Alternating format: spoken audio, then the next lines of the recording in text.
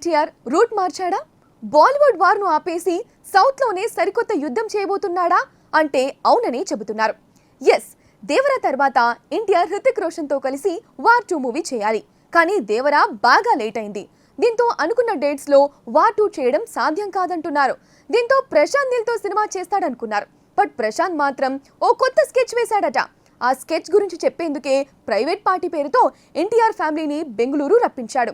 ఈ కొత్త ప్లాన్ ఏంటంటే ప్రశాంత్తో కాకుండా కాంతారా దర్శకుడు రిషబ్ శెట్టితో కథ చెప్పించాడట. సర్ప్రైజింగ్ గా ఉంది కదా? ఎస్, రిషబ్ లో మంచి దర్శకుడు కూడా ఉన్నాడు. ఇప్పుడు తన కథ కంటే రిషబ్ స్టోరీ అయితే ఎన్టీఆర్ కు పర్ఫెక్ట్ గా సూట్ అవుతుందని చెప్పాడని టాక్. అందుకే అంతకు ముందెప్పుడూ పెద్దగా పరిచయం లేని రిషబ్ కూడా మీటింగ్ లో ఉన్నాడు. అంటే దేవరతో కాంతారా సినిమా సెట్ కాబోతుందనుకోవచ్చా అంటే అవునని అంటున్నారు. ఒకవేళ కాంతారా హీరో కథ లేట్ అయితే ప్రశాంత్ నీల్తో సెట్ అవుతుంది.